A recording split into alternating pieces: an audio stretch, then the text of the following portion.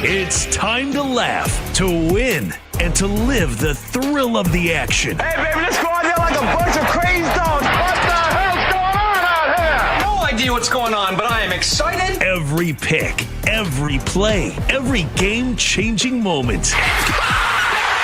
Unbelievable! This is You Better You Bet, brought to you by BetMGM on Westwood One Sports.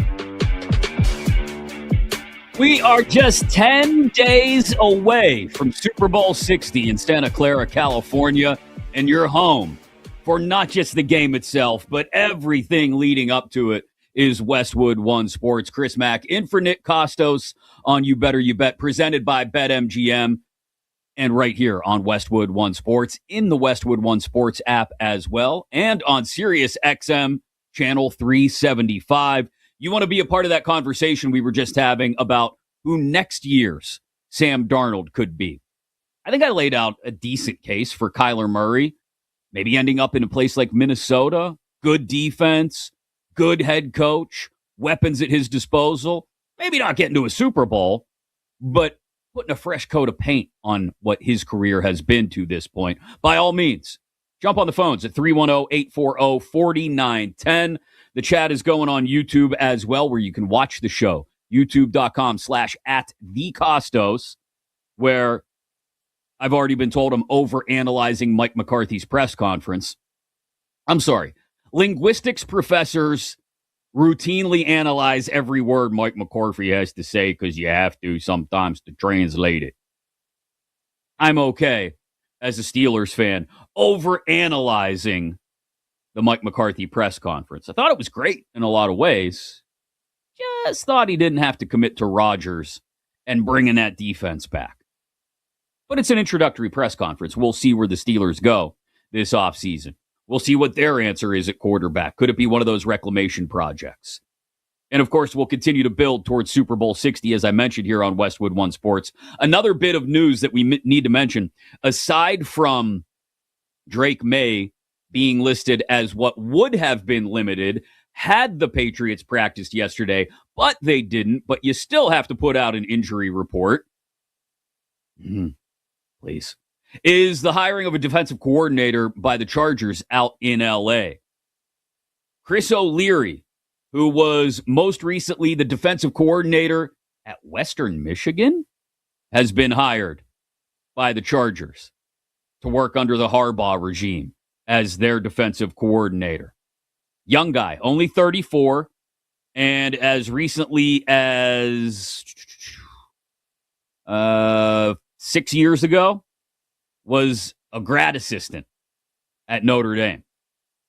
Then spent a couple years as their safeties coach, was the safeties coach with the Chargers back in 2024 before going to Western Michigan last season. And Western Michigan actually had a solid top 20 defense last year in yards per game allowed. Talk about the competition if you want to, but he did some good work there. We'll see how it translates as he gets back to the NFL level. Again, just 1 year of NFL experience as the safeties coach with the Chargers a couple years ago. He goes back to L.A. to work with Harbaugh now as their defensive coordinator, Chris O'Leary. But I know he didn't go to a Big Ten school. He went to Indiana State, the Sycamores, Larry Bird U. But you still consider a guy who grew up in Terre Haute, Indiana. That's a Big Ten guy. Harbaugh likes himself a Midwestern Big Ten guy. And so Chris O'Leary, the new DC in L.A. for the Chargers. I mentioned we need to stop making a martyr of someone a couple minutes ago. Can we stop, please, with Bill Belichick? He didn't get into the Pro Football Hall of Fame on the first ballot. It's going to be okay. This doesn't mean we need to march on the Pro Football Hall of Fame and start burning the thing to the ground. It's lost all legitimacy. I would argue that a lot of other people who have gotten in previously delegitimize the Pro Football Hall of Fame anymore, a lot more, I should say, than Bill Belichick not getting in on his first ballot. But it's not the end of the world. Let's remember that for a lot of different reasons, even though the process was altered for Pro Football Hall of Fame voting over the last year plus in order to make it more possible for someone like Belichick to get in earlier, it didn't mean it was going to be a slam dunk. Let's not forget that he's not still down in Chapel Hill doing something with North Carolina. Let's not pretend that, as remote as it may be, the possibility doesn't still exist that he could end up on an NFL sideline again. Still out there. I love football. Let's not pretend like Bill Belichick is a martyr in this situation. This is not William Wallace screaming out freedom while being drawn and quartered in London. It's Bill Belichick not getting in on the first ballot. It's going to be okay. And I won't even, you know what? I won't even this time around mention Spygate or Deflategate. All I'll mention is, what did he do without Brady? What did Bill do without Brady? What has Bill done without Brady? Not much. I think that's figured into a lot of people's decisions as well. You can question those decisions, but the process, I think, is something to look at. And the fact that a lot of this became public is something to talk about. Bill Polian was hammered in the immediate aftermath of this thing for what a lot of people thought he didn't do. They thought he didn't vote for Bill Belichick, but he talked to SiriusXM NFL Radio yesterday about what he did, in fact, do. I voted for Coach Belichick in the Hall of Fame selection meeting. The Pro Football Hall of Fame has confirmed that fact through the auditors of the selection process. Again, I'll state that I never said that I believe that Coach Belichick should, quote, wait a year, close quote, for enshrinement. This has been confirmed by the Pro Football Hall of Fame, numerous selectors who are in the room, and my vote for Coach Belichick. Bill Polian, again, on SiriusXM NFL Radio yesterday, talking about what he did, in fact, do, which was vote for Bill Belichick. And look, as this continues, as people continue to say who and why they voted for certain people, it'll be figured out. Process of elimination will get us towards the 11 or 12 names that may not have voted for Bill Belichick for the Pro Football Hall of Fame. But I do think it's really interesting to look at this process and consider how it went and why we're finding out so much about it now. Esteemed producer Bill Zimmerman made a really good point about this morning when we were talking about it before the show. And Bill, I think that's the most interesting part, is why are we now getting to a point where we're calling people on the carpet for their Hall of Fame votes? And how, I think this is the most interesting part of the conversation that you brought up this morning, why the Pro Football Hall of Fame absolutely detests this conversation. Yeah, that's where I am, because, Chris, a lot of people, the Pro Football Hall of Fame put out a statement late afternoon. I don't remember exactly when it was yesterday. They're talking about the bylaws might have been violated, and, we take this vote seriously and everything. And a lot of people started quote tweeting it, going, oh, this is getting big. They're upset Belichick didn't get in. And I was like, no, that's not what this statement is in my eyes at all. This is that it was leaked to ESPN, that the conversations in the room, it's that sacred room. We never get to know anything that's going on in that room. That those conversations were leaked, and this is what Polian might have said and everything. That's what they're upset about. They're upset this is a story, not that Bill Belichick didn't get in. So I don't think the Pro Football Hall of Fame has any problem with what went down. I do. I disagree with you. But I think the bottom line here is they don't like that people are talking about this. Yeah, because it's like the papal conclave, right? Like you sit by and wait. And we'll put out a puff of white smoke when it's time to let you know who got in or not. But I also think, Bill, I don't understand, I guess, the outrage. Like, if Bill Belichick were to never get in the Hall of Fame, okay, I'll start to question the legitimacy of what voters and the committee and all this are doing. Bill Belichick's going to get in. It's not going to kill him if he has to wait a year. And I think there are legitimate questions around Belichick's career when you prop up the ideas, and I don't think they need to be propped up necessarily, but when you bring up the arguments of, okay, Spygate, to a lesser extent, Deflategate, and what did Bill do without Tom Brady? I think that might be the number one pillar in any argument against Bill Belichick's greatness, if you want to have one. And again, a great head coach, he will go down as the best of all time, but I think it's fair to question his results without Tom Brady. All right, I'll address both those. And first of all, let me say this, and I think it's a fair comparison. Should Tom Brady wait a year when he's eligible? If they don't put Tom Brady in on the first ballot, are you okay with that? Because the Deflategate punishment was a $1 million fine compared to $500,000 for Spygate. It was a first and a fourth round pick instead of just a first round pick, and Brady was suspended and Belichick wasn't. So the punishments were worse for Deflategate. Yeah, and I would have the same argument I had this morning about Brady waiting a year if he were to have to wait a year as I have about Belichick. Now, Brady went off and won a Super Bowl somewhere else. So that's another added variable to the conversation. But I think we will see similar outrage, as Mark Summers said in the YouTube chat. It's going to break the internet when Brady has to wait a year if he does.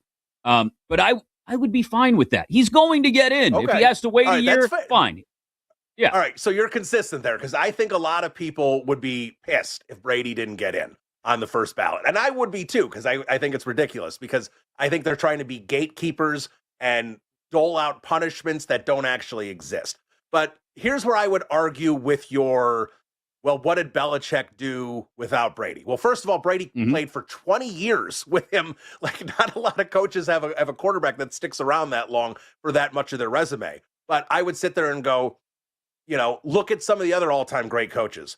Tom Landry didn't win anything after Roger Staubach retired. He had Danny White. That was a good quarterback. He didn't win anything with him. Don Shula, after the Killer Bees and Greasy and Zonka, he had Dan Marino, and he still didn't win squat with Dan Marino. Like, there's Joe Gibbs, to me, is the wild outlier, because he won 3 Super Bowls with 3 different quarterbacks, and none of them were outstanding. Heisman was good. Rippon was an MVP that year. Doug Williams was okay.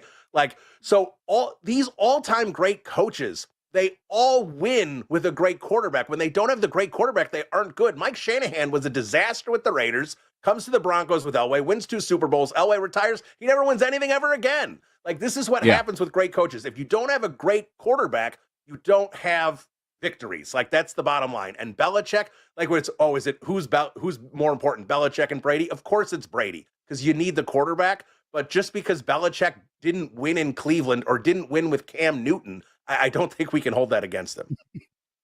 I think we can hold it against him. I should say, washed Cam Newton. Yes. I think we can hold it against him for a year. I think we get caught up in, okay, is he a first ballot Hall of Famer? And there's this sort of crown that gets placed on top of your head if you're first ballot, right? It's better than just getting into the Hall of Fame. You got in on the first ballot.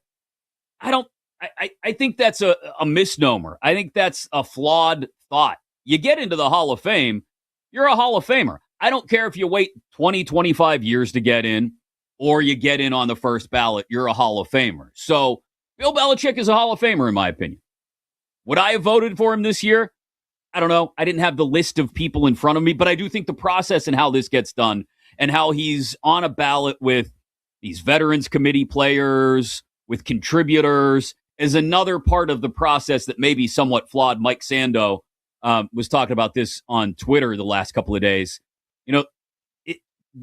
Coaches are going to get in, or should get in, ahead of those contributors. But players are always going to get in ahead of coaches as people run down the list and look at names. So you referenced, I think it was a writer in Kansas City who voted for, Ken Anderson and L.C. Greenwood ahead of Bill Belichick, because you only get 3 votes, and those are your 3, and he wants to see those guys get in.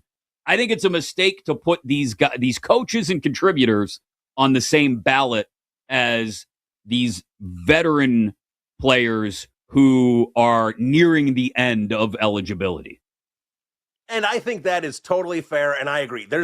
I don't know what the solution is on how to fix the Hall of Fame. I haven't sat down and really ever thought about it, but I do agree. You need to fix the Hall of Fame voting in some capacity because, like, Mike Holmgren didn't get in last year when he was on the ballot. Everybody knows Mike Holmgren is a Hall of Fame caliber coach. He's an outstanding coach, even beyond a head coach, like what he did with Bill Walsh in San Francisco and everything. No one's arguing that, but they have to pick and choose who they're putting in on these veteran ballots. You know, there's a log jam at wide receiver. There's like five, and this is the modern era, guys. There's like 5 or 6 wide receivers we all know need to get in, but they're trying to put like 1 in a year because they don't want to put like 4 in together. Like there's an issue with the Hall of Fame voting, and this is what happens: is guys like fall off the ballot, and like as a Bears fan, Steve McMichael is a wildly deserving Hall of Fame candidate, and he didn't get. You know, he retired in like 1993, and he's getting in 32, 33 years later when he's on his deathbed because people are like, and it literally took him getting ALS for people to be like him getting back in the news cycle and the Hall of Fame voters going like, oh yeah, we probably should have put that guy in. Next thing you know, he's on the ballot and he gets into the Hall of Fame. So there are certain flaws here that need to get fixed. And maybe this is the incident that happens where they really now look at this and readdress. Maybe there's a coaching alone, players, you know, old-time players, and they figure out a better way to do this instead of limiting people's votes. Yeah, and he's going to get in. So just everybody, especially your cousin from Boston, pump your brakes. He's going to get in eventually, and he'll give a rousing speech that resembles a stoned Boomhauer from King of the Hill. I mean, that's... On to Canton. Thanks. I'm just happy to be here, and thank you. And then and that'll be it. And then we'll be done. There won't be any witty stories. We won't even get a slice of the personality that people hope to get. Belichick will get in eventually, though, everybody. Calm down. Coming up next on You Better You Bet, Chris Mack in for Nick Costos today. Just when you thought the Browns couldn't be any more Brownsy, they go and drop a big pile of Browns right on their own sidewalk. I'll tell you why nothing's changed in Cleveland next here on Westwood One Sports.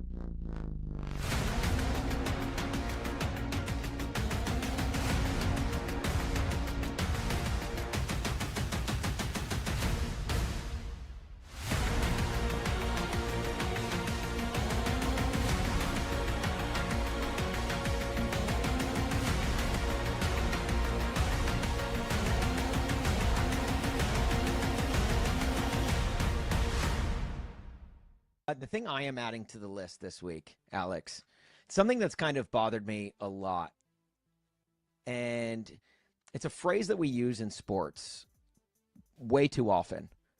It's the phrase 110%. Go out there and give it 110%. Go out there and give it your all. You know, you hear it all the time. Give it 110%. First of all, guys, that's mathematically impossible. Unless you're my car's gas gauge that one night in college, like, you're not giving it 110%. The people who say 110% are like the same people that say gazillion, or like the people that say 100 and go out and give it 110%. They're the people in the corporate world that like use words like synergy, right? The people that use the phrase go out and give it 110% probably subscribe to all of David Goggins' podcasts. I just think it is time we lay to rest the give it 110%. All right. Okay. Now, look, let's say hypothetically you could actually give it 110%. We work in sports talk radio. We live on hypotheticals, right? Hypothetically, if 110% is attainable, why stop at 110%? Why not give 150%? Why not give 368%? Why not give 971%? Why are we stopping at 110? Who came up with that number? Just give it 100%. Go all out. You cannot give 110%. And if you can, why aren't you giving more?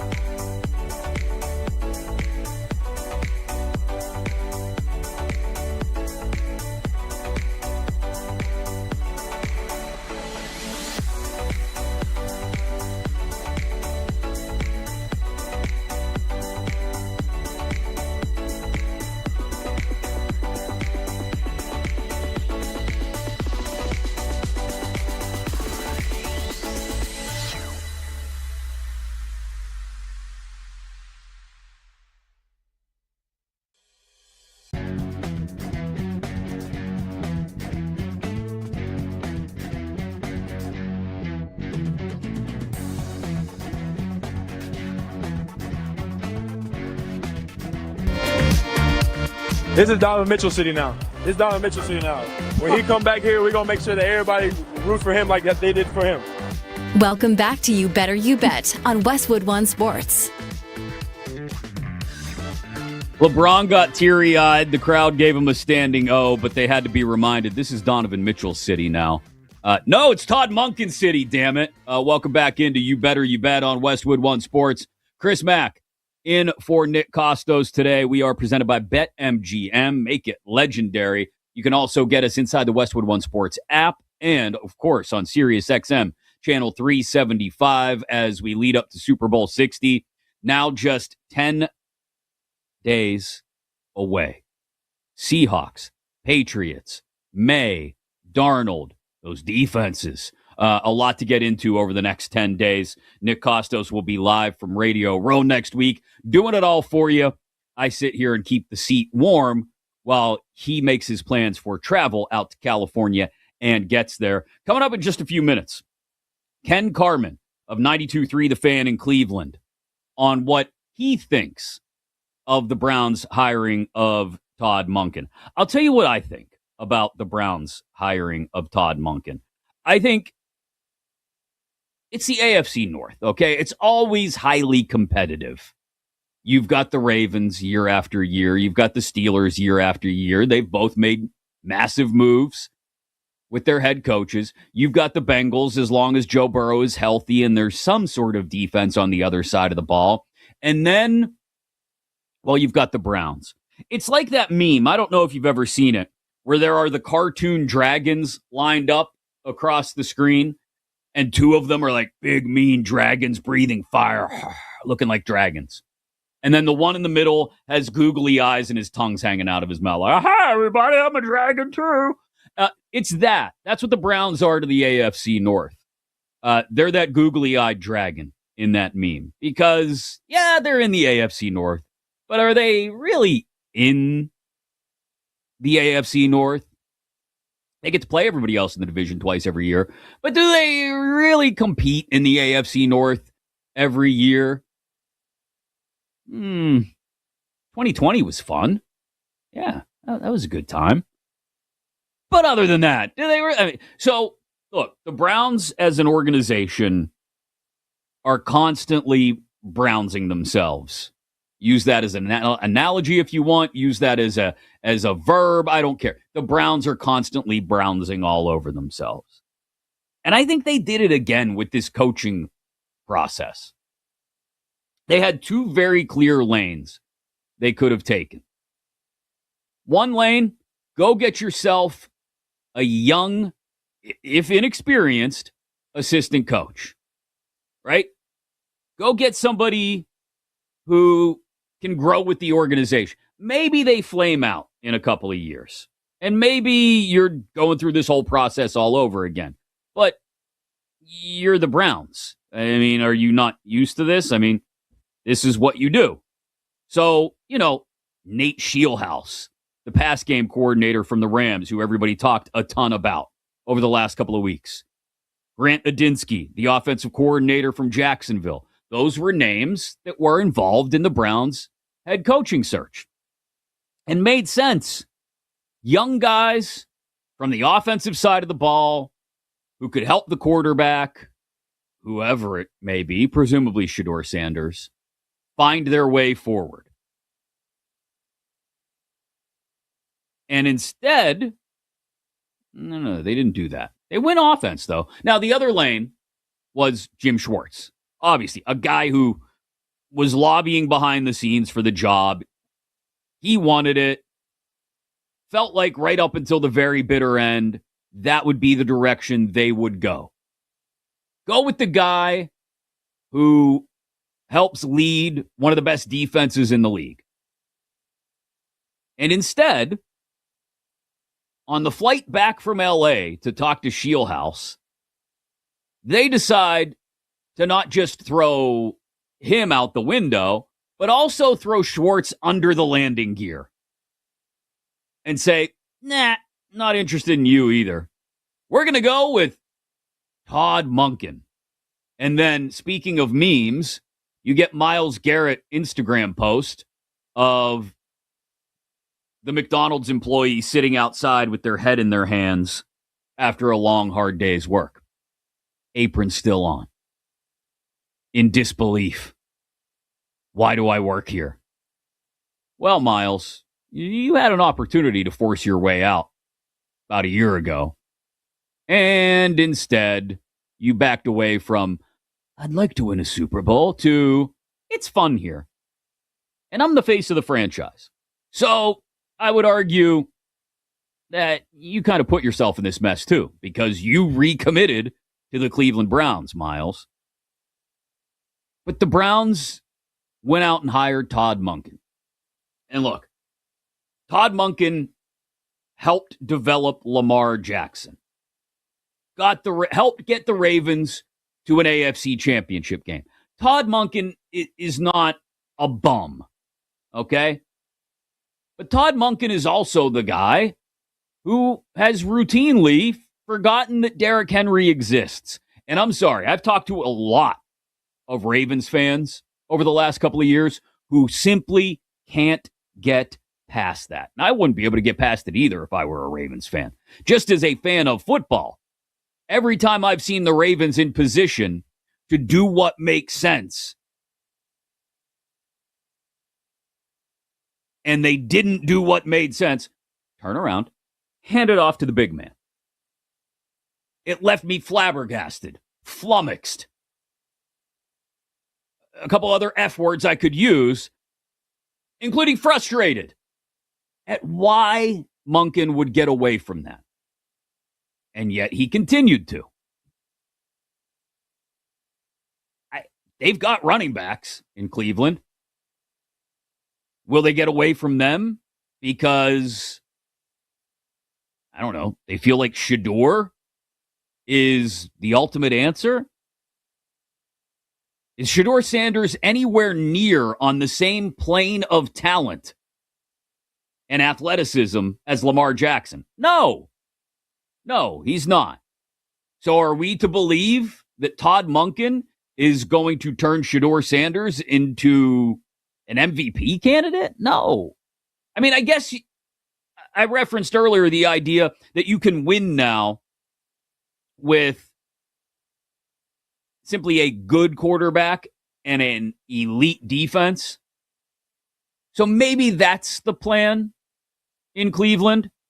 Hey, let's just get Shador to a certain point where he's good enough, and let's continue to make this defense what it's been, which is just an absolute game wrecker with Myles Garrett leading the charge. But if I'm Jim Schwartz, I'm not sticking around to help lead that effort. Then you've got to not start over on that side of the ball, but you've definitely got to recalibrate.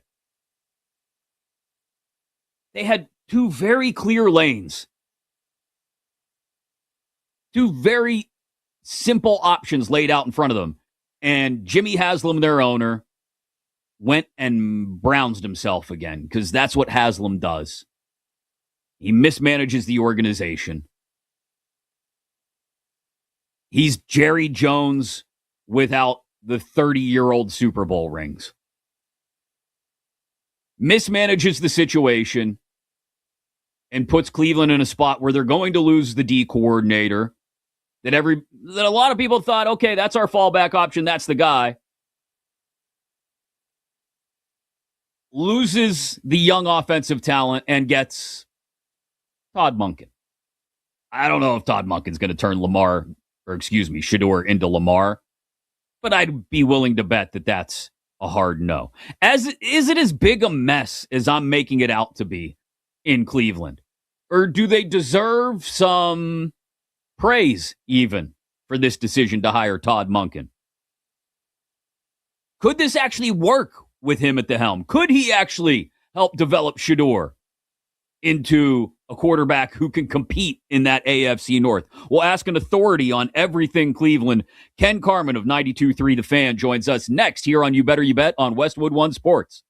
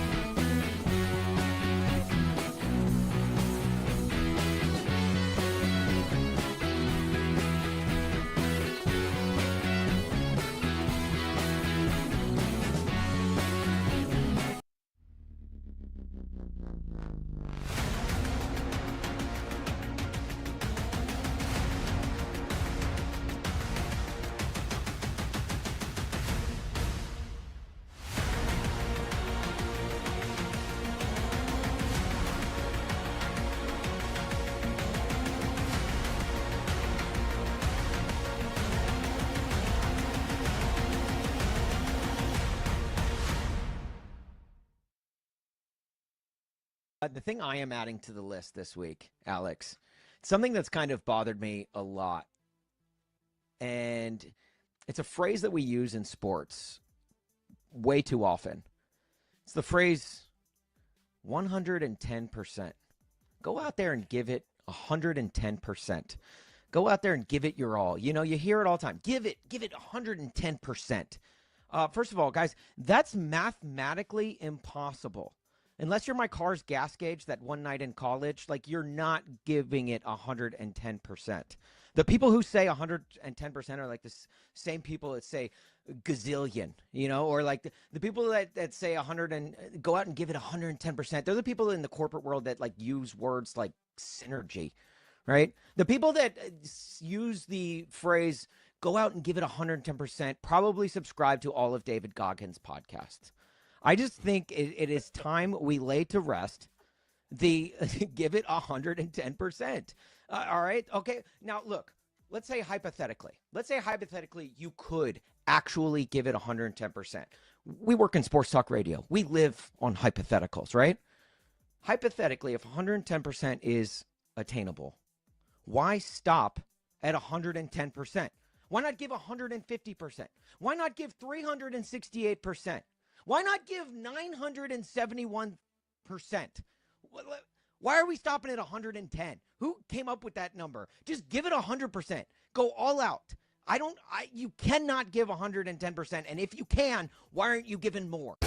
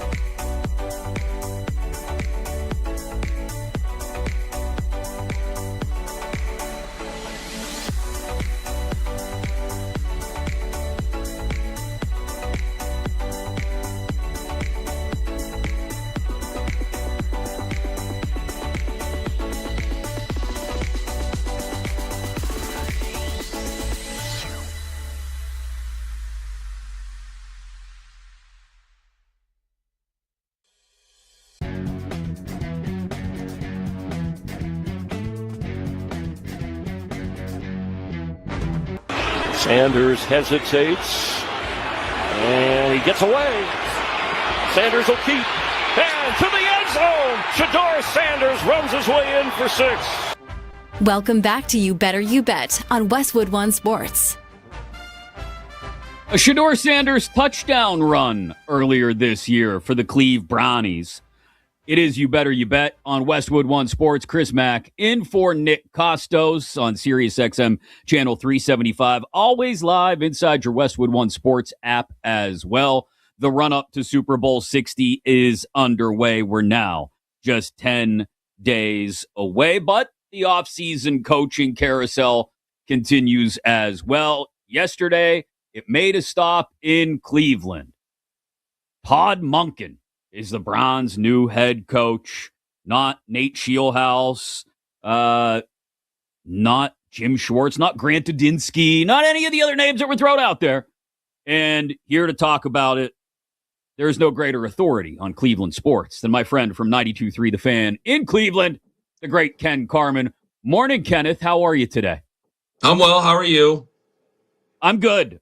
How are we feeling this morning in Cleveland about the Todd Monken hire? Nobody's happy, but it's bizarre because while nobody's happy, nobody can say that Todd Monken's a bad coach. Of all the calls that have said that they're done with the Browns and they're done with their season tickets and they're never going to be good and they can't stand ownership and the front office and everything, everybody to a man and woman has said, well, he's still a good coach. And I'm like, well, guys, I got to tell you, I hate to be the bearer of bad news. And you can say I'm a Culligan man, a water boy for ownership all you want. But if you're Jimmy Haslam, you're like, okay, yeah, I'm used to y'all not liking me. I'm a billionaire and a pro sports owner. Nobody really likes owners. But you can't say I made the bad hire. Now, can you? Because everybody's lining up saying that, yeah, Todd Monken is a good coach. It's just not an exciting pick. And I think a lot of fans, when you make a change here, especially here, when we've made changes, we've gone from extremes with coaches anyway. With general managers, we really haven't. It's always been a succession plan of who can Jimmy Haslam trust. But when it comes to owners, there has been, okay, we're going to get a defensive guy. Defensive guy doesn't work. Let's get an offensive guy. Offensive guy doesn't work. Let's get a defensive guy. And it's always this big mix. Now, there were a lot of people thinking that you were going to go to get a 35-year-old Nate Shieldhouse or a 30-year-old Grant Udinski. And that's exciting because it's unknown. It's like a lottery ticket. It's like, well, he could be our version of Sean McVay. Or he could be your version of Cliff Kingsbury, but nobody really wanted to fantasize about that. And then when you get a 60-year-old offensive coordinator who has been here before, and he was here in 2019 when it was a mess under Freddie Kitchens, I think a lot of people are just kind of, they're not excited about it. And because they're not excited, it makes them mad because you're a 5-win football team. Your roster's not great. At least offensively, your roster's bad. And there's no quarterback out there that seems to be saving you. And it just feels like more of the same. And so I understand that, but I also can't say that they got a bad coach. I think Todd Monken's a good coach, and I think they'll be organized and they'll be ready for games. I just don't know how many games. I don't think they're going to win a lot of games because they're still not back to where they need to be roster-wise. So you mentioned the younger, fresher names. Steelers fans went through a similar reaction a little less than a week ago when Mike McCarthy, even though he's a Yinzer at heart, and we saw that on Monday, was hired over the young, fresh, hot names like Shieldhouse. Is it like it is for Steeler fans in some corners of Pittsburgh? Is it about the process and how it played out in landing on Monken, or is it about the coach itself? I think it's the process because a lot of fans, and it didn't make it any better that Jim Schwartz basically ended his tenure with the Browns yesterday afterwards because fans really like Jim Schwartz. But at the same time, fans were not really thrilled about him being the head coach compared to the 30-year-old offensive guys. The fans, I think, wanted to be excited. And then you don't get excited, and then you lose a guy you trust in Jim Schwartz. It goes doubly. And I like what you mentioned with the Pittsburgh thing because I think I can say a lot of things about Mike McCarthy, and I have. I do think he looks like a bowl of mashed potatoes. I think I look like a bowl of mashed potatoes for that matter, but, we make jokes. I think Mike McCarthy's a good, successful coach, and I think that he keeps at least the floor. The standard is the standard in Pittsburgh, and I think he actually upholds the standard. Now, will he be able to get them to the next level? That's a question. But I think that the Rooney family knows deeply, even though they barely lived any of it now. I mean, how old's Art Rooney now? So he was He's small 70-ish, yeah. Okay, so he was a kid when they were bad. Yeah. Like young. Yeah. I would imagine his uncles and dad and grandfather, how many generations they have with the Rooneys now. I think they put the fear of God into him of what it was like before Chuck Noll. And I think that a lot of this has become a lot of monkey see, monkey do. And they're going to go out and they're going to try to make sure that the standard stays the standard. And then we'll worry about everything else afterwards.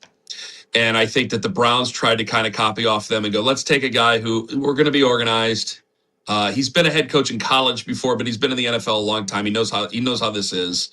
We're going to be organized. We're probably still not going to win a lot of games. And McCarthy's going to win more games, but he's definitely going to be organized, and I think that that's what everybody's looking for. It takes a lot. It takes a lot of risk to go with a 35-year-old or a 30-year-old. So I feel that the fans are definitely disappointed because they're not excited, but I also think that the ownership, I can see where they're at. They still get an offensive guy. They get a guy who can do both things, who will call the plays. Is Mike McCarthy going to call the plays? I assume too. Yep.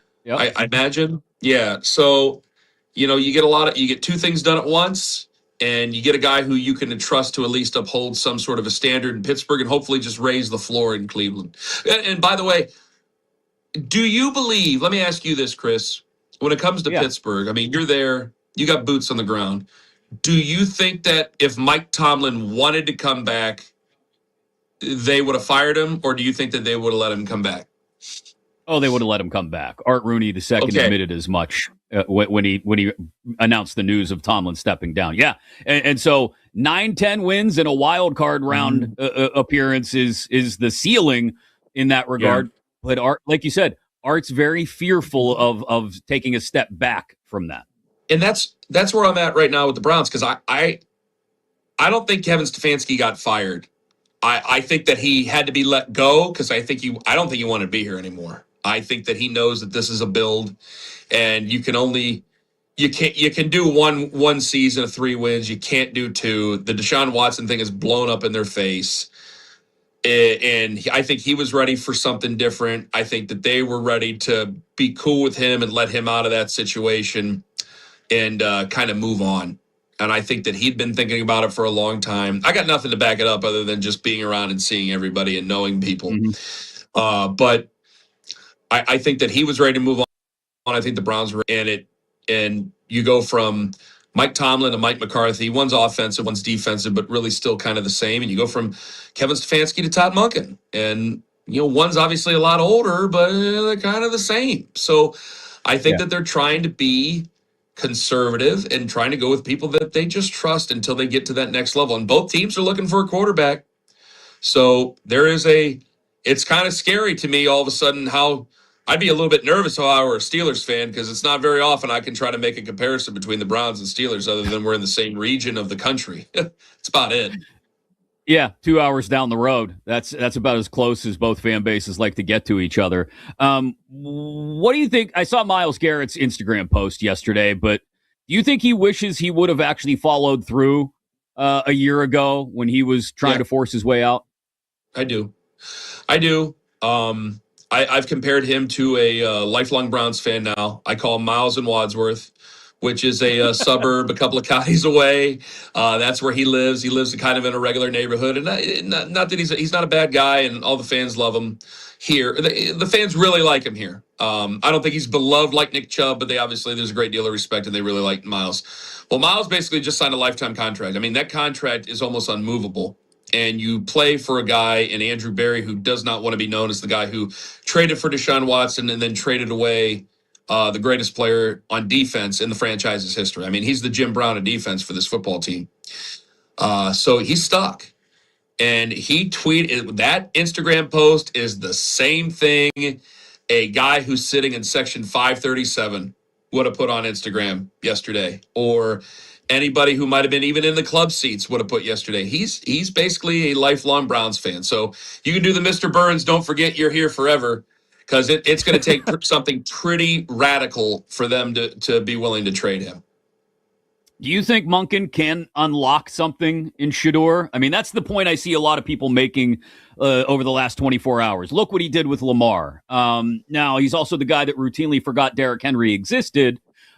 So do you have a feeling that I'm not making the comparison as far as talent level. I think Lamar is much more gifted athletically than Shedeur. But can Todd Monken at least get Shedeur to the point where he's not a flame out after a couple of years? I think there might be that possibility, but I really think, judging by the text I got, I think he's more interested to see what he has in Deshaun Watson, which isn't going to it didn't make me happy, and I don't think it's going to make a lot of Browns fans happy. And I hated being the bearer of bad news when I got that text last night. They're paying him $46 million this year. He is on the roster. He's going to be on the roster this year. He may very well be a bridge quarterback, but he will be the most expensive bridge quarterback in league history. $46 million ain't anything to fart at this year. And they're figuring, well, if he's going to be on our team, might as well work for his salary. And if Todd Monken thinks he can get anything out of it, I mean, we are in totally an experimental phase with the quarterback position. And I think there's a couple of different scenarios that could play out. First one is that they really like Todd Monken and they want to see what he can do with these quarterbacks in this offense. And they may think they're closer than we think. That's probably the most likely scenario, most realistic one to what the Browns actually believe they are. The second thing is that, he told them something that they like to hear about Deshaun Watson, and that this isn't going to be turned into continue to be an out and out disaster. I'm done with that investment. I believe in a sunk cost, and I don't want to go any further. I would love to play Shedeur, even for all 17 games before we play Deshaun Watson. The third thing is, and they've done this before. They did this in 2016 and 17. They're more than capable of being a bad football team, even with an easy strength of schedule, and placing themselves in position to take a quarterback in a draft in the future. That would require trading Myles Garrett, which I think is almost impossible to do. But if they really wanted to, they could. Where there's a will, there's a way. I just don't know how they can field a team with the salary cap hit. So there's that plays into this as well. It's somewhat palatable or somewhat believable because Todd Monken's 60 years old. After this job, he might be done in coaching in the NFL, considering the money he's set to make for a 5-year deal. And the Haslams have never let money get in the way of anything. They are the anti-Brown family down in Cincinnati. They spare no expense. It's amazing how much money they've sunk into a team that hasn't won except for one playoff game since they've been here. They really will. They'll pay guys to go away any day. And I don't think that they would bat an eye if they felt that Tom Monken wasn't the guy. They would bat an eye about paying him to go away at some point here in the next couple of years, as long as they were able to get themselves a quarterback that they believed in. They did it for Baker. It was a good draft class, so people get very upset when I say this. They did it for the guy who ended up being the fourth best quarterback out of that class. But it was a good class. I think they'll try to. I think that they would maybe like to position themselves here again in the next coming draft class, not after this one, but the next one in 2027. I think it's very hard to do, and judging by the fan reaction, I think that that's the one that gives the fans the most hope. And I think it's almost insane to believe that they can do it, but they're very capable of doing it again. Before I let you run, Ken, I only got about 30 seconds here, but we saw LeBron get all teary-eyed last night. Does Cleveland want him to spend one final season in Cleveland before retiring? I think it depends on how this season goes. If this season blows up in their face like it has the last few years, I think that it's all on the deck, and we might be looking at a build, and then LeBron might be fun to have back. There would be a lot of trust that you need in LeBron to be one, to take a vet minimum to play for your basketball team. Now, he would make up a lot of money on the back end, selling the rights to his last year, his retirement tour, everything else that comes with it. There would be a lot of money he can make up on the back end if he wanted to take a veteran minimum. Is he willing to do that? He's a very proud man. I don't know if he is. Is he willing to sit in the passenger seat next to Donovan Mitchell? Now, he's shown that this year with Luka Doncic, but I think he's a competitive person and he wants to win, but he's checked out of LA. He's done. He's done in LA. This is the last ride. Yeah. That's it. So I think he's willing to do that. Is he willing to do that for a franchise that he's had to carry? And he's been in the league so long, I don't even realize it. Donovan Mitchell's done a great job, and I know you don't have a lot of time. I just don't know if he's willing to go into a passenger mode for a franchise that he has such a history where he's had to be the one to stabilize the franchise. That is a major ask of him. There is no greater authority on Cleveland sports than the man you just heard and saw. Ken Carman, a 92.3 The Fan in Cleveland. Kenny, I appreciate the time, bud. Have a good one. Thank you. You too. Just a great insight on what's going on in the Browns building. And interesting thought there on LeBron at the end. Speaking of the NBA and big-time players going places, the Giannis sweepstakes are open. Where does he go win a title? I'll tell you why the answer isn't a simple one. And we'll do that next here on You Better You Bet on Westwood One Sports.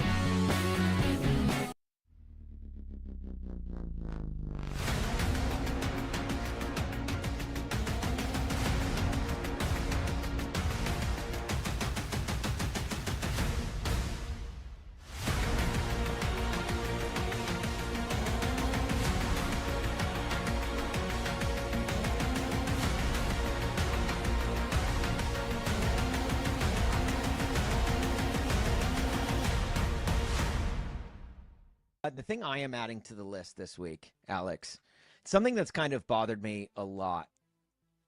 And it's a phrase that we use in sports way too often.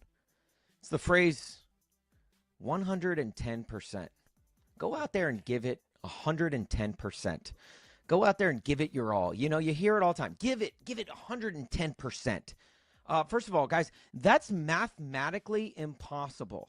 Unless you're my car's gas gauge that one night in college, like, you're not giving it 110%.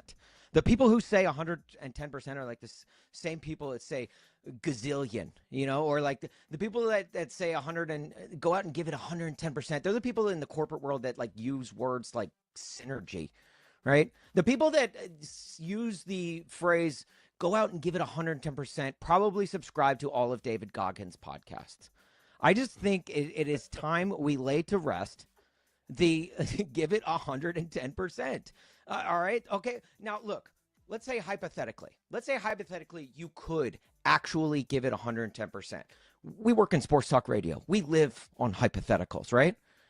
Hypothetically, if 110% is attainable, why stop at 110%? Why not give 150%? Why not give 368%? Why not give 971%? Why are we stopping at 110? Who came up with that number? Just give it 100%. Go all out. You cannot give 110%. And if you can, why aren't you giving more?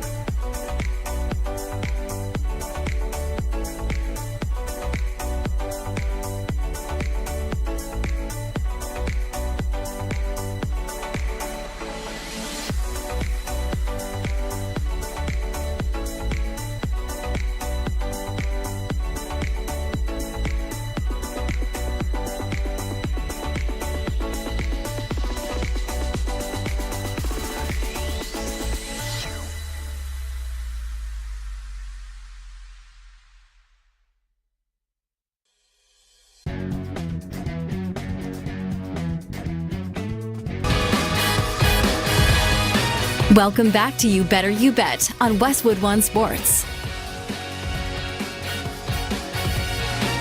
Chris Mack in for Nick Costos today and tomorrow, as well as Sunday morning's You Better You Bet countdown to kickoff. Yep, we got to get Nick out to California for Super Bowl 60, so we're putting him in that big old crate that's marked Fragile on the side, which is, as everyone knows, Italian for easily breakable. And we're going to, or in Nick's case, Greek, and we're going to ship him off to Santa Clara for Super Bowl 60, which is now just 10 days away. Appreciate each and every single one of you who are along for the ride here today on Westwood One Sports and inside the Westwood One Sports app or on SiriusXM Channel 375. Brian Geltzeiler of SiriusXM NBA Radio going to join us in about 20 minutes or so to talk about the NBA trade deadline, which is now just 7 days away. And that's where I think we pivot our conversation with things still swirling about, a couple of stops left in the NFL head coaching game of musical chairs, Vegas and Arizona. The questions about the offseason rapidly approaching for the other 30 teams that will not be playing a week from Sunday in Super Bowl 60. Who's your quarterback going to be? What's the rest of your roster look like? Are your guys down at the Senior Bowl watching practices? How good is this draft, at least outside of the quarterback position? With all of that swirling around, including all the storylines going into Super Bowl 60, Drake May, it sounds like, would have been limited if there were a Patriots practice yesterday. The absurdity of the injury report this time of year. There's plenty of NFL to talk about, but we are getting to the stretch run of the NBA season. And that means the trade deadline, like I said, is upon us. It's now exactly 7 days away. And the belle of the ball is Giannis Antetokounmpo. I mean, he is the crown jewel of this year's NBA trade deadline. Make no bones about it. And he's made it clear. We heard Shams Charania earlier talking about the Bucks and Antetokounmpo coming to a mutual agreement to explore the best possible opportunity for both in Giannis moving on from Milwaukee. But he's made it more than clear over the last year or so. Heck, I remember, I want to say it was 2 years ago now, when I was doing a show with my good friend Sean Marash from WFAN in New York. And we were already looking ahead to the mess that the Giannis-Bucks relationship could become. And credit to Marash for calling that more than 2 years ago. But we've seen this on the horizon for a while now with Giannis and the Bucks, because Giannis is always telling you exactly what he thinks about the Bucks and why he thinks they can't win. Not because of him, mind you. No, it's not Giannis's fault. No, come on, it's not Giannis's fault. It's what they've put around him. You know, the team that they've gone out of their way to construct around him and his strengths and weaknesses and his abilities to stay healthy, which aren't great all the time. It's always about Giannis's teammates, never necessarily about Giannis. Which makes me wonder a good bit about Giannis's mental toughness as well as his physical toughness. But that's probably a conversation for a different day. Or maybe it rolls into this conversation about where Giannis Antetokounmpo goes and wins a title. I don't think it's anywhere. Not that I don't think Giannis can't and probably won't get moved by next Thursday. I think there's a good chance it could happen. And if it doesn't happen before the deadline, there's an even greater chance that it happens this offseason. The Bucks are in lottery position right now. And they are in position to start rebuilding. Sans Giannis. And so they have to take that opportunity. I think they'd be crazy not to. Giannis has reached his peak and now probably beyond. That's the thing that's hard to adjust to, I think. The fact that Antetokounmpo's been in the league for well over a decade now. I don't know why it feels like it hasn't necessarily been that long for some of us, but he's in his 30s. He's not getting any healthier. And I don't think, even when healthy, that he's necessarily the cherry on top of a championship sundae somewhere at this year's trade deadline. I don't. Now, there are teams that are going to seriously consider the idea of mortgaging their future for Giannis Antetokounmpo and the opportunity to sign him to a long-term deal and have him be a part of the formula going forward. But I don't think, even if he goes somewhere and wins a title this year, which I don't think he will, but even if he does, he's not going to be looked at, I don't think, as the reason they won the title. Everyone will look at it, and especially if somebody gets a parade somewhere and there's confetti falling down, they'll go, oh man, it all came together when we traded for Giannis. But I think in the case of the few teams who have the ability to trade for Giannis Antetokounmpo and win a title, he's not the cherry on top of the sundae. Or maybe he's the whipped cream. Maybe he's the hot fudge. He's definitely not the bowl of ice cream. Those teams that consider themselves on the brink of a title and have the ability to trade for Giannis aren't looking at Giannis as the thing that pushes them over the top. It's just a nice piece to add, which I think the Bucks and Giannis need to adjust their expectations to. It's why a deal, and they will tell you that a deal hasn't happened to this point because, well, we're waiting for the deadline, prices go up, the market becomes more favorable.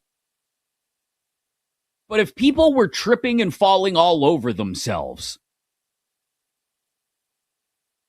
to trade for Giannis Antetokounmpo, it would have happened by now. Nobody is. Now, this isn't the same as the argument I made a few weeks back here on this show about Trae Young. Two very different players, obviously. And Antetokounmpo's already got a ring.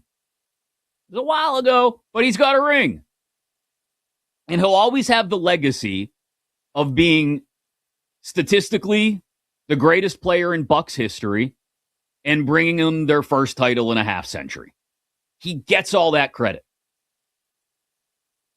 But I don't know if there's a place where Giannis Antetokounmpo ends up at the trade deadline where it's what they need to win a title this year. Bobby Marks did a great write-up at ESPN.com last night of the places that make the most sense, the places that have the most capital, both draft picks and or existing players and or cap space to make an Antetokounmpo deal a reality. And you can scroll through that at your own leisure, as it were. But none of these teams are either close enough to a title and then win that title because of Giannis, or are looking at Giannis as the final piece. It's not realistic. I'll go through the 11 teams that Bobby listed last night. The Atlanta Hawks. Does anyone look at the Hawks and say, yep, they're just a Giannis away from a title? No. They've got the resources. They've got the cap space. They've got some talent they could move out. And draft picks as well. But that's not the place where Giannis goes and everyone goes, oh, the Hawks won the title because of Giannis. No. The Pistons. A little more difficult for them to swing a deal. And do you want to break up that core that you have in Detroit that is breaking through on their own this year? I don't if I'm the Pistons. I don't want to break up that core for an aging superstar who may or may not be a part of it going forward. No thanks. I'll hold on to what I got. I'm not handing it to Milwaukee for an aging Antetokounmpo. We might be able to go to the NBA Finals on our own this year without Antetokounmpo. Having him there, based on what we'd have to give up, not enough to win the title. The Rockets. I mean, are we going to do this?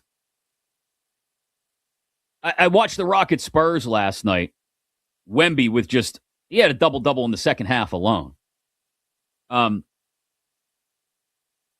Rockets in the first half, though, looked really good. And the Rockets are a good team. Kevin Durant still has it in flashes. And that young core that is around him, I think if you're the Rockets, you don't want to break it up anymore. They could make it happen.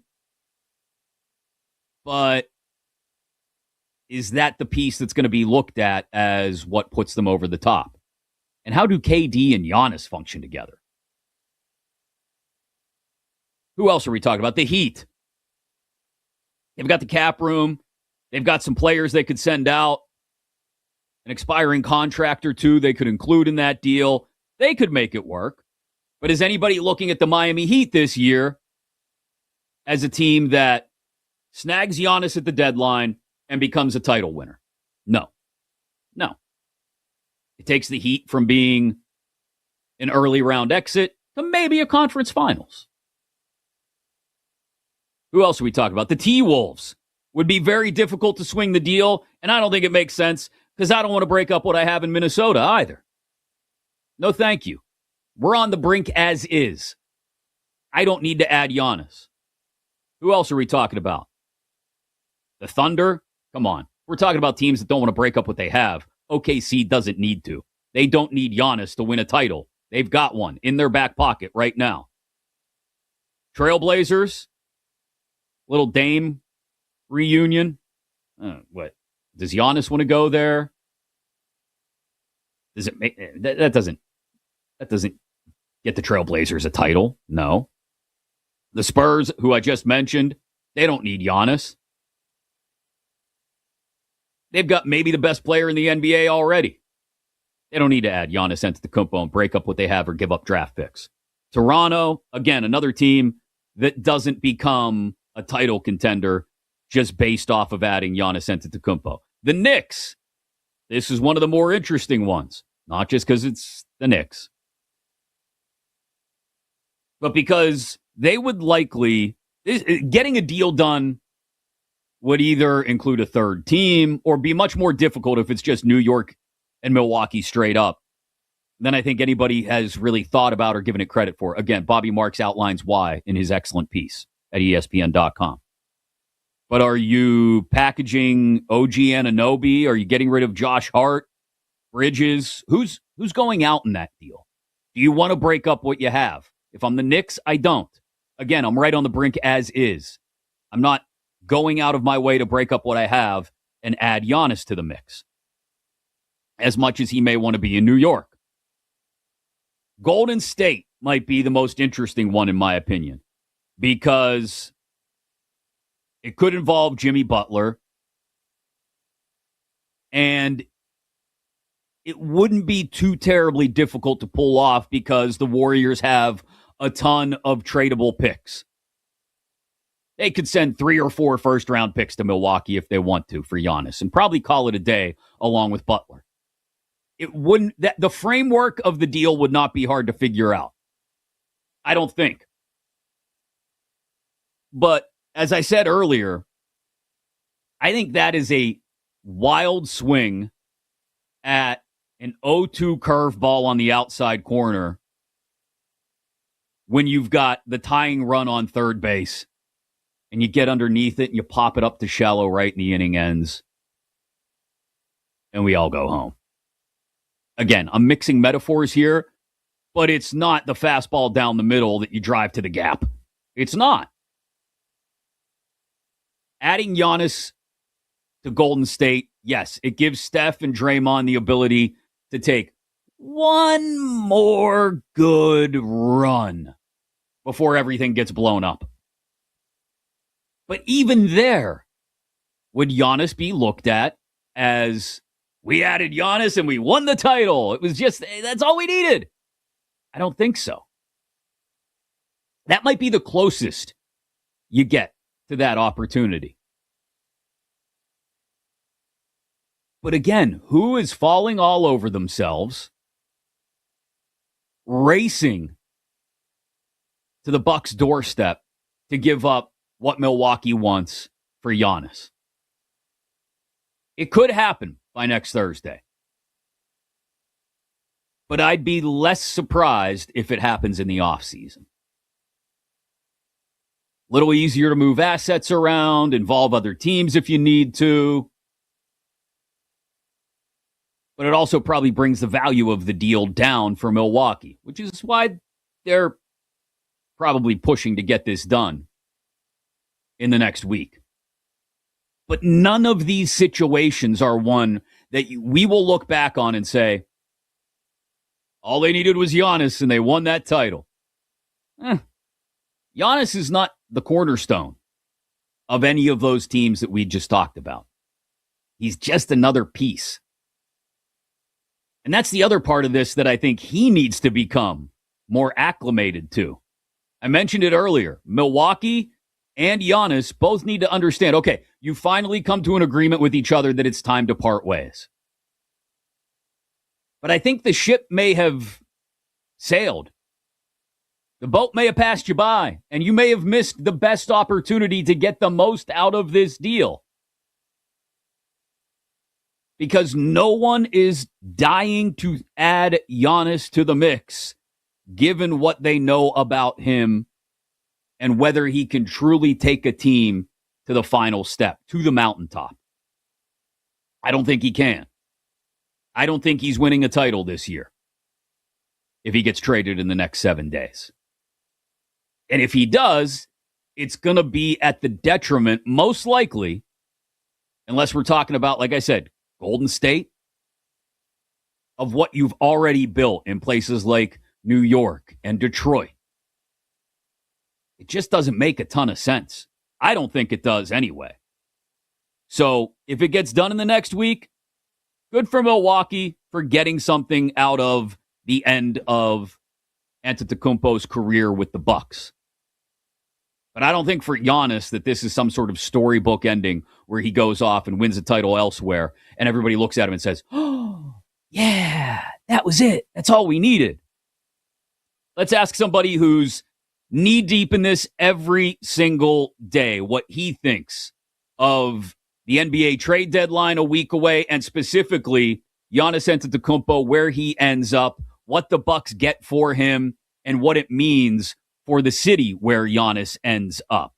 Let's do that with Brian Geltzeiler of Sirius XM NBA Radio next here on You Better You Bet on Westwood One Sports.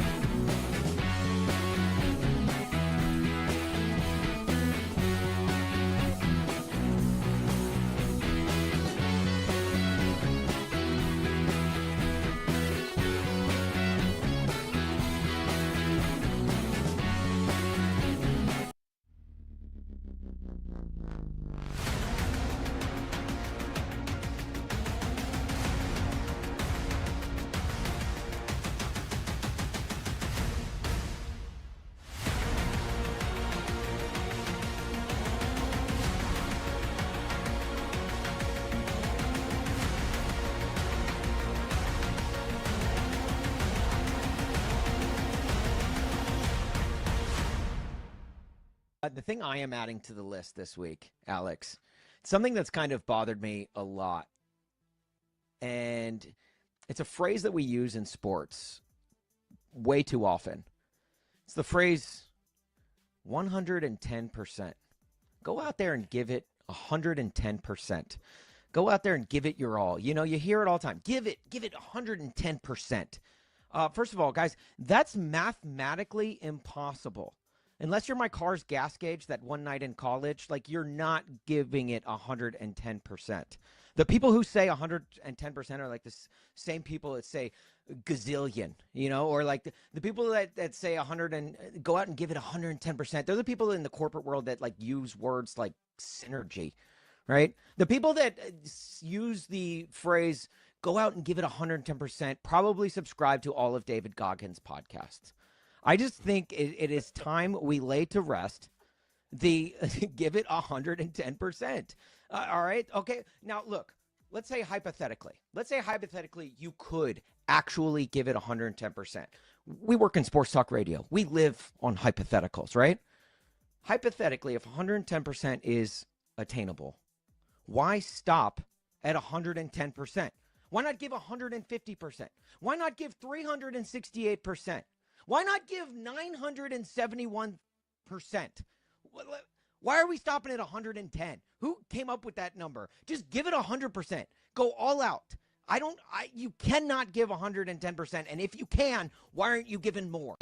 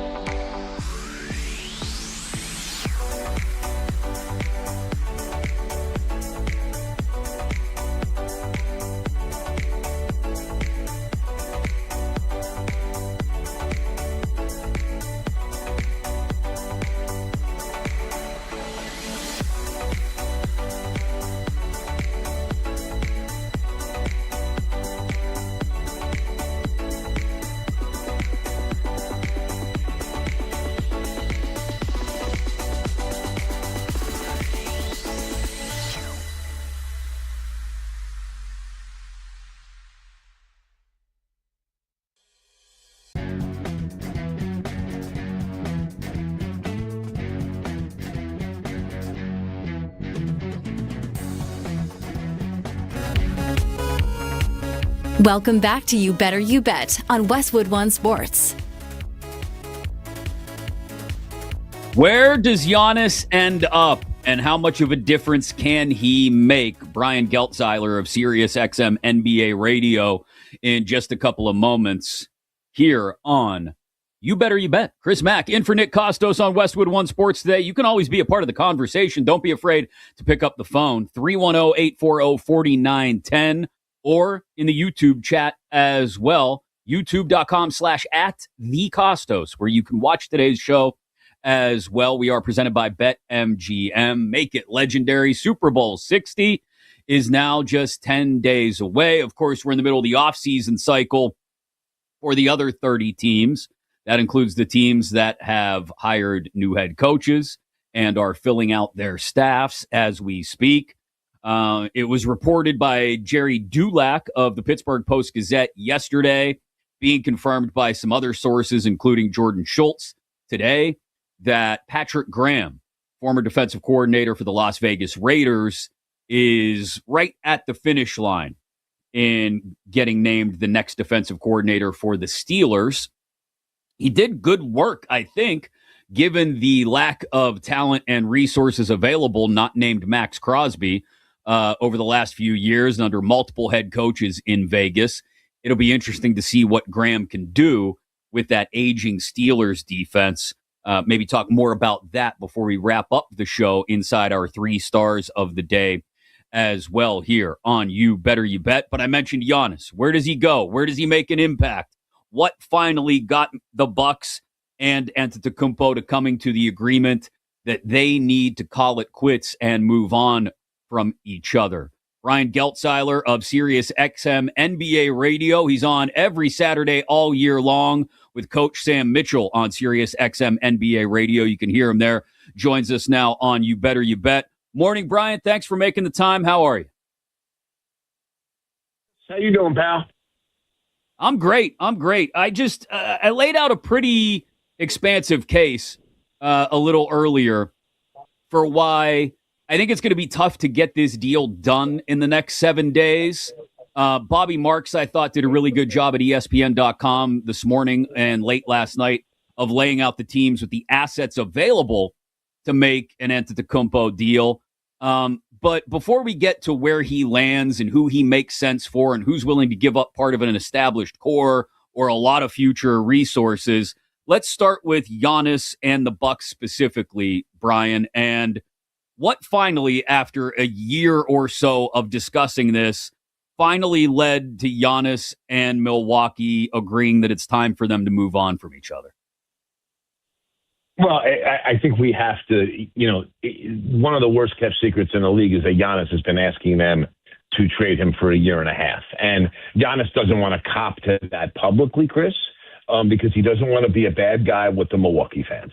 So it's been a very poorly kept secret. What's different, what's changed this week is the Bucks' readiness to move off of this. And frankly, the Bucks waited too long because his value is not going to be what it once was. I think some panic has set in with the Bucks here. With the fact is they're starting to try to have some substantial trade conversations around packages with young assets and picks, which is what they need. But the two teams that they want to engage the most, that have the most attractive packages for them, San Antonio and Houston, aren't interested. They don't want anything to do with it. Houston doesn't want to have to trade Alperen Sengun or Amen Thompson, and San Antonio doesn't want to have to trade Stephon Castle or Dylan Harper. And on top of it, what makes it problematic for teams like that is fitting in Giannis's salary under the cap in a second apron era where these other guys are just not going to make those kinds of numbers as they go to second contracts. And the fact that Giannis's injury status, listen, this is a guy that has not been able to play in the playoffs these past 2 years. He's 31 years old. He's a big guy. He's once again, for the second time this year, out with a calf injury. And then the other thing for the Bucks is, Giannis comes back first, second week of March, wants to play, show that he can still play for whatever team that would deal for him over the summer. If Giannis comes back and they'd rather him not play because they don't want to risk him getting hurt, keep one thing in mind. They waited too long. He can opt out of the last year of his deal, and so for all intents and purposes, next year's the last year of his deal. God forbid he gets hurt this year and has an Achilles injury, and all of a sudden he can't play, they can't trade him, and he can opt right out. It's a disaster scenario for Milwaukee, who doesn't have any other player assets that they can flip for anything. And I keep going back to that. It's so important. This is their only card to play. They have to play it right. And frankly, again, they've held him too long, but I think part of why this has become a big story here this week is the Bucks have become aware of the actual level of desperation they're under. Follow him on X at BGeltzNBA. He's on Sirius XM NBA Radio all year long and on NBA TV as well. Brian Geltzeiler with us here on You Better You Bet. Do we still think that because of that desperation the Bucks are now showing, Brian, that this gets done in the next week, or does it make more sense at this point to simply wait for the offseason to try and get this done when maybe the market reopens and maybe you recoup a little bit of value? There's only one logical reason to wait till the summer. And that, because listen, we hear all the time, it's easier to get these kinds of deals done over the summer than it is the deadline. That's true. With all that said, probably one of the biggest trades in the last 15 years, maybe in the history of the sport, took place last year at the deadline, which was Luke and Anthony Davis. So point being is you can get big deals done this time of year. The one advantage to waiting for the summer is that a team like the Rockets that feels a little bit of urgency here in trading for Kevin Durant falls on their face in the playoffs.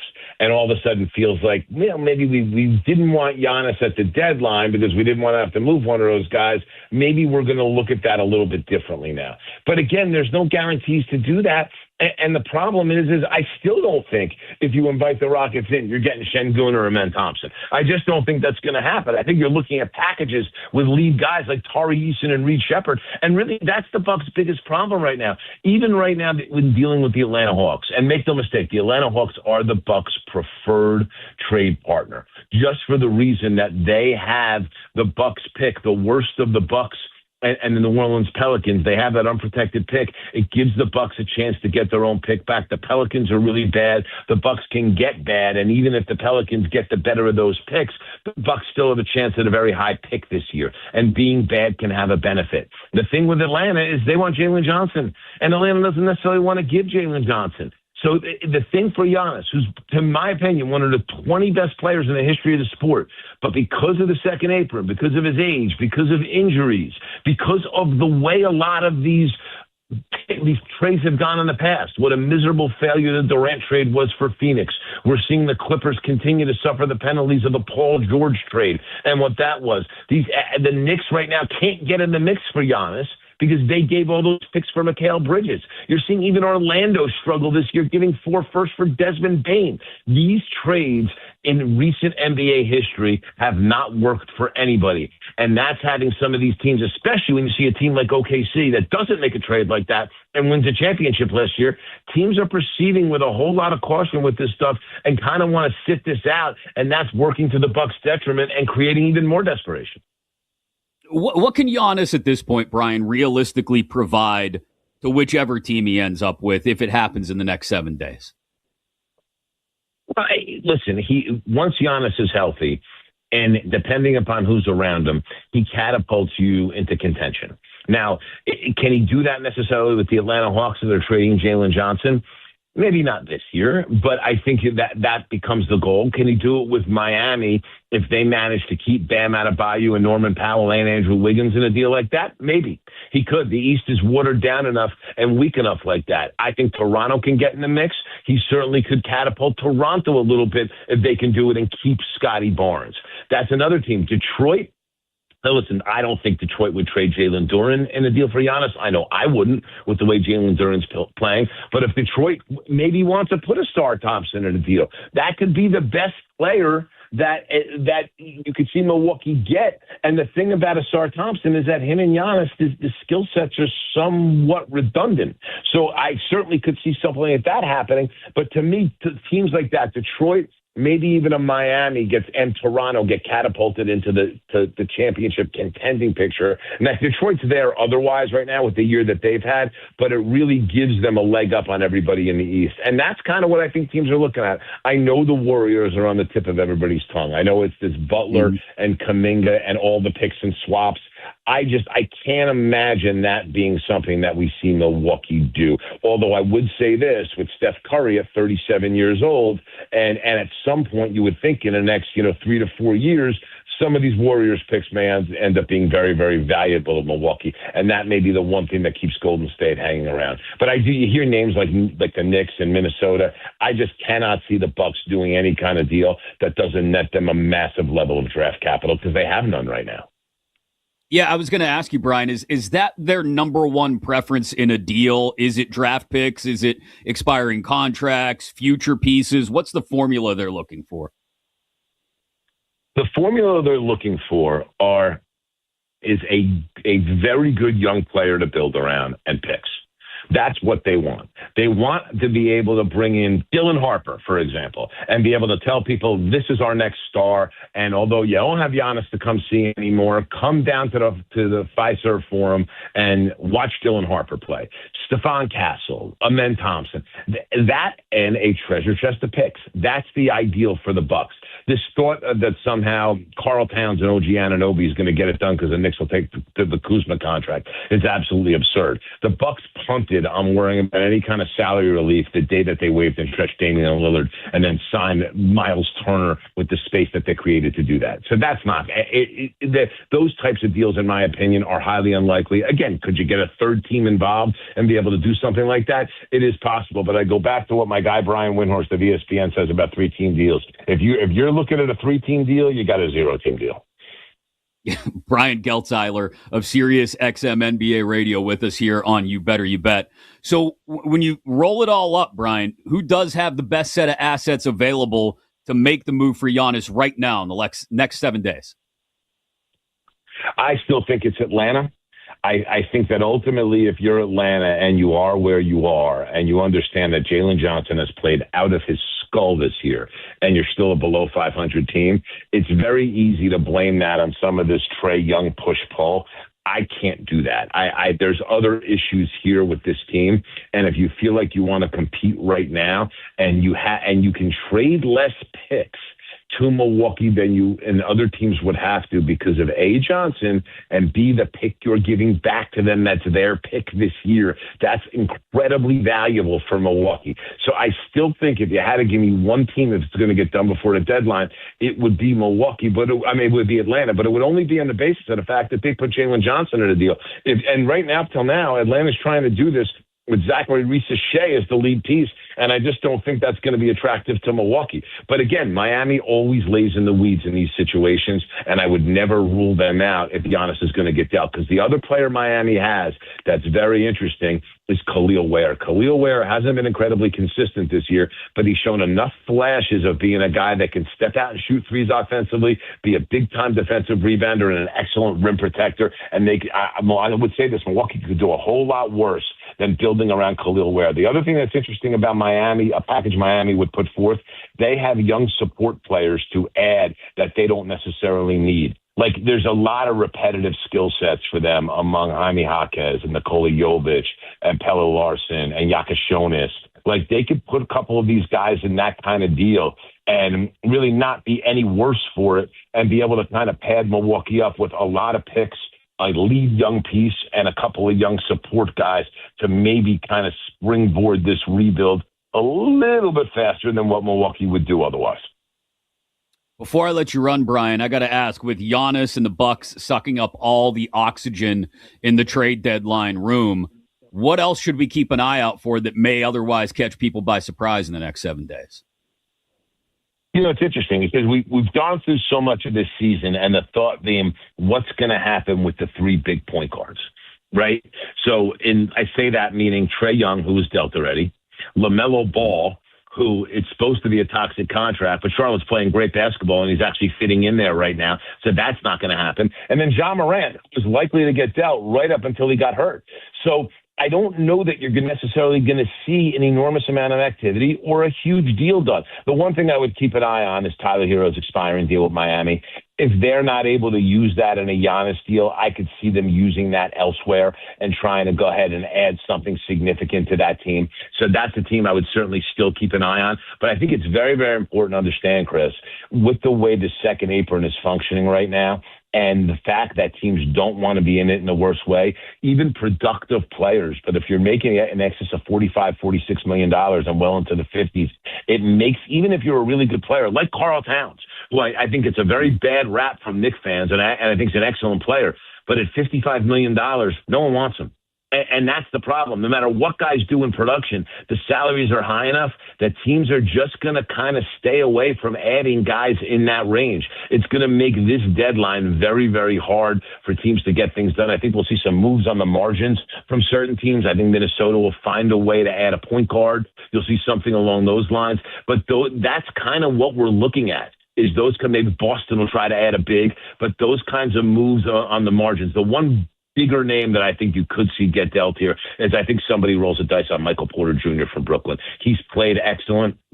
And when you break down the fact that Sean Marks was able to collect the first to take his contract, then kind of rehabilitate this player's trade value, and Porter's been excellent for them this year, where he can maybe take in 2 firsts to be able to trade him out. I think that's an interesting guy to look at as well. And teams, if they can't get Giannis, namely a team like Miami, a team like Detroit, even a Toronto, you could see them being willing to put up some meaningful draft capital to Brooklyn for Michael Porter Jr. Great insight, Brian. We appreciate the time this morning, man. Enjoy the deadline, the All-Star break, and then the stretch run. You got it, Chris. My pleasure. Let's do it again soon, pal. And say hi to Nick for me. Absolutely, will do. Brian Geltzeiler of Sirius XM NBA Radio. You can hear him and Coach Sam Mitchell every Saturday all year long on Sirius XM Radio NBA channel. Go find them and stay up to date on everything happening with the deadline now just 7 days away. The final hour of the show, the Power Hour. Chris Mack in for Nick Costos here on You Better You Bet, presented by BetMGM. We are on Westwood One Sports. And we have got to get you our 3 stars of the day. We laughed. We cried. We learned some things definitely from Brian Geltzeiler and Ken Carman in Cleveland as well. We wrap it all up next here on Westwood One Sports.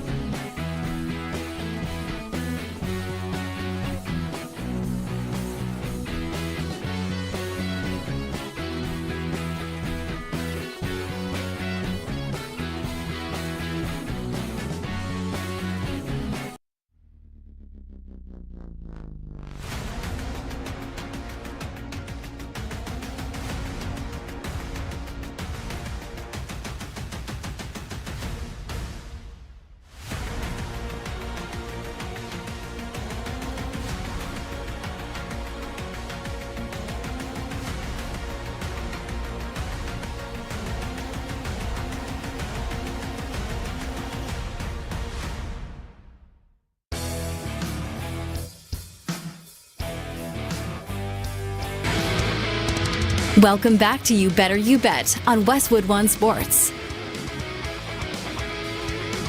Infinite Costos, Chris Mack with you here on You Better You Bet, presented by BetMGM. Live with you on Westwood One Sports, in the Westwood One Sports app, and on SiriusXM Channel 375. 10 days until Super Bowl 60. Cannot wait. Nick will be out there on Radio Row all week next week, getting you ready for Seahawks, Patriots, and whether you're betting the Super Bowl or anything else, any sport, get inside the BetMGM app today and get your Any Sport Odds Boost token. To use it, all you got to do, add a wager made up of bets from any sport to your bet slip, and then activate the Any Sport Odds Boost token. If you win your wager that was made with the token, you'll get extra winnings in unrestricted bonus dollars inside the BetMGM app. Download it today, and please gamble responsibly. Before we get to our big winners of the day, I've already started to look at Super Bowl props, and no, not National Anthem, Charlie Puth. No, not Halftime Show, Bad Bunny. No, MVP. Now, look, more often than not, it's going to be the quarterback of the winning team. But we've got a possibly dinged up Drake May, and we've got Sam Darnold, who's played exceedingly well over the last 4, 5, 6 weeks, the bulk of the season, really. You've got JSN, Kenneth Walker III, Rashid Shaheed is always good for a big play in there somewhere. Ramondre Stevenson, Stephon Diggs from the Patriots, names that people recognize. I think this is as good a year as any for a possible defensive MVP in the Super Bowl, given the quality of defenses that we have on both sides. And right now at BetMGM, you're not going to get any worse than 80-1 if you go with somebody on the defensive side of the ball. Right now, Marcus Jones of New England, Nick Emanwari of Seattle, the lowest numbers on the board at BetMGM for Super Bowl MVP, both of them at 80-1. Everyone else, Ernest Jones, Leonard Williams, Devin Witherspoon, DeMarcus Lawrence, a ton of names, Christian Gonzalez, all at least 100-1. So those are the ones I'm looking at, and probably a little bit on a few of those names, because I think we may be in as good a spot as any in recent history anyway for a possible defensive MVP in Super Bowl 60. All right, we laughed, we cried, we learned a lot. Time for our big winners of the day, our 3 stars. 3. And I'll bring up Kyler Murray. Now, Kyler has been absolutely crushed, and rightfully so. You put Kyler in a strong organization with a quarterback whispering head coach. Get Kyler Murray in Kevin O'Connell's office tomorrow. We talked about the quarterback that could be next year's Sam Darnold earlier in the show. I'm making Kyler Murray the third star of the day because I think that possibility exists. If you get him in a really strong program with a good head coach, a quarterback whispering head coach, maybe even like KOC in Minnesota, with a really excellent defense on the other side of the ball, some weapons to use at his disposal on the offensive side. Justin Jefferson, you could do much worse. Jordan Addison, absolutely. And the other pieces on that offense. I don't know if Kyler Murray goes to the Super Bowl with the Vikings next year, but I think it would be a good shot for Minnesota to take if they're not sold on J.J. McCarthy. And how can you be totally sold on J.J. McCarthy? Not even partially sold on J.J. McCarthy at this point. So Kyler Murray, our number 3 star of the day. Our number 2 star. 2. I think some panic has set in with the Bucs here. With the fact is they're starting to try to have some substantial trade conversations around packages with young assets and picks, which is what they need. But the two teams that they want to engage the most, that have the most attractive packages for them, San Antonio and Houston, aren't interested.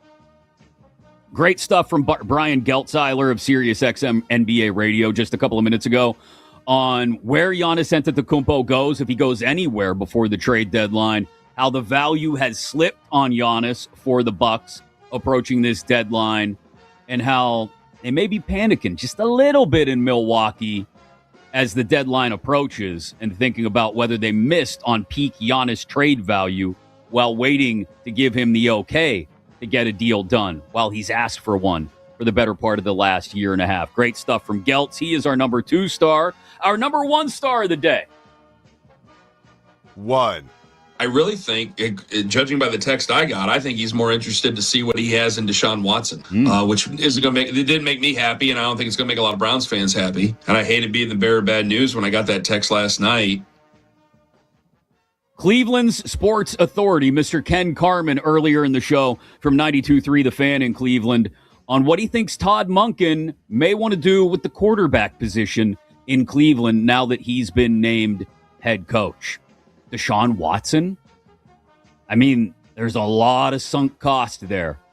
I guess if Jimmy Haslam insists on it, who knows? Maybe that was part of the personality profile or the essay question that they made Monken fill out and the other coaching candidates when they interviewed for the job. What would you do with Deshaun Watson? Please provide evidence for your answer. Did they have to do it in one of those little blue paper books that you used in college back in the day? I'm dating myself now. Everything's online now. Everything's on an iPad. Nobody actually fills out like a written essay book. Anyway, back to the greater point here. I thought Ken, first of all, sounded like he was at a funeral. And second of all, was very realistic about what Monken can do with what they have in Cleveland, which still isn't a lot. It's not. So for those insights, our number 1 star of the day, Ken Carman of 92.3 The Fan in Cleveland. It's just, in my opinion anyway, I know Monken did good things with Lamar Jackson in Baltimore, but ask any Ravens fan you know what they think of Todd Monken's play calling in big games and abandoning Derrick Henry in multiple spots. What can he do with Shedeur Sanders? Or it sounds like Deshaun Watson at the quarterback position in Cleveland. Just more of the Browns being the Browns, if you ask me. Brownsing all over themselves. Go clean that up. Get in the shower. Throw those clothes away. You don't want to keep those pants. You just Brownsed all over yourself. In a division where it takes some work to be competitive. Thanks to our guy Bob Custer in the chat on YouTube for throwing out some NHL overs today. Rangers Islanders over 6. How about Andre Palat getting a goal in his first game with the Isles last night? He's got Blackhawks Pens over 6 tonight as well. King Sabres over 6. Go get them at BetMGM right now. We appreciate Bob checking in the YouTube chat. I'll be back with Yin's guys, as we say, tomorrow morning, filling in for Nick again here on You Better You Bet, presented by BetMGM, as we continue the build up to Super Bowl 60 and the NBA trade deadline. Thanks to everybody for making it happen today behind the scenes, and to you for joining us. Black and Abdallah next here on Westwood One Sports.